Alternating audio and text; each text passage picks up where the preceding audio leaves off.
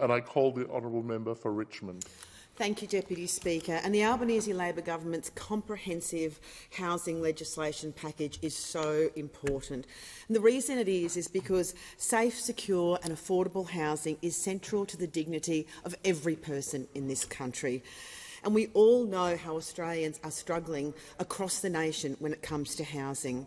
And in my electorate of Richmond, people are struggling every day. We have a rental crisis, we have a housing affordability crisis, we are doing something about it. We have a homelessness crisis, and it is getting worse all the time. People are struggling with rising rents, they're struggling to actually even find a rental, struggling with rising interest rates, young people struggling to buy their first home, and so many struggling with homelessness. And I see that every day. I see that struggle every day, particularly frontline workers telling me they can't access housing, businesses that can't find— The member for Kennedy. I claim to be misrepresented, Mr. Speaker. I claim to be misrepresented. Now's not the time to make that point of order.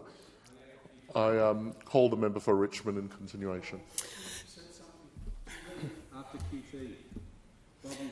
Thank you, Deputy Speaker. People in my electorate are struggling every day with the housing, homelessness and rental affordability crisis. And following our devastating floods almost a year ago, there is still so much damage and so much destruction in our community. Almost a year on, Deputy Speaker, people are living in their cars, unable to find accommodation everywhere. This is why this legislation is so vitally important. And I'm incredibly proud to be part of a government that's acting on that, because it is a crisis and it needs to be addressed. That's why we're introducing these 3 bills before the House today, to implement our entire package. And it is a comprehensive suite of measures to build more social and affordable housing. It is one of the most significant investments in an entire generation to look at fixing this massive problem we have right across the country. And at the centre of all this is the Housing Australia Future Fund. It's one aspect of our commitment to improving housing supply and affordability. And central to that is the aim of increasing the supply of social and affordable housing and investing more in acute housing needs. In the first 5 years of operation, the fund will help build 30,000 social and affordable houses. 20 of these homes will be specifically for social housing, and 4,000 of which will be allocated to women and children fleeing domestic violence and older women on low incomes who are at risk of homelessness.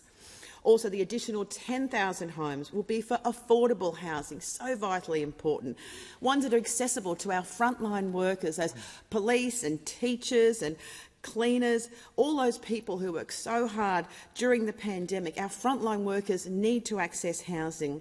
And, Deputy Speaker, can I say, as the Assistant Minister for the Prevention of Family Violence, I cannot begin to describe how important it is to have these 4,000 homes for women and children fleeing domestic violence.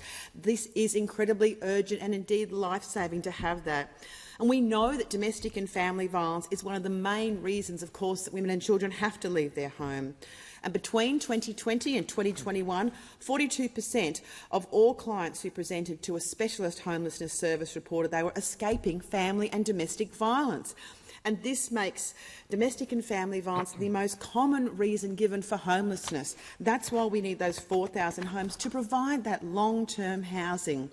And as I said, we need those affordable homes for our frontline workers as well. This is such an incredibly urgent, absolutely urgent agenda that we have to have in place. And it's for those reasons, Deputy Speaker, that I am absolutely outraged that so many here are opposing this bill across from us. It is in fact shameful. Very shameful. We see the Liberal and National Party opposing it, particularly the National Party, because for the regions it's another example of how destructive the National Party is. And I've said many times in this place that National Party choices hurt. Well, this really hurts, because in my region, after the devastation of the floods, when you cannot find affordable housing, when you cannot find a rental, people are homeless living in their cars, what does the National Party come in here and do? Vote against it. That's exactly what they're going to do. They've said they will be voting against that, voting against supporting people in our community who are desperate to access decent housing. It is reprehensible and absolutely shameful. And people in the community know it. They have been saying it. How can the National Party walk away from the regions, from rural Australia? It's exactly what they are doing in opposing this bill. They were in government for over a decade and did nothing in terms of addressing any of these issues. They created the crisis, and now they're shamefully opposing our action, our commitment to fix that. So I challenge any of those National Party members, come to my region and explain why they're doing it. Explain to people why they're not assisting them finding a house. Explain why they're not assisting people who are homeless and sleeping in their cars. You come and look them in the eye and tell them why you will not support them. It is absolutely shameful. And, Deputy Speaker, also we're seeing the posturing from the Greens, who are saying they're opposing it. Supposedly housing is a priority for them, yet they're threatening to oppose it. That is just outrageous, just like the CPRS all over again.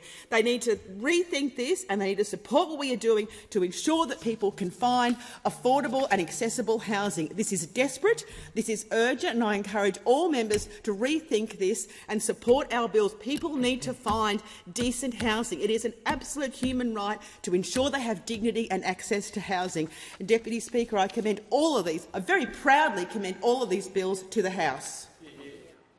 The question now is that the amendment be disagreed to.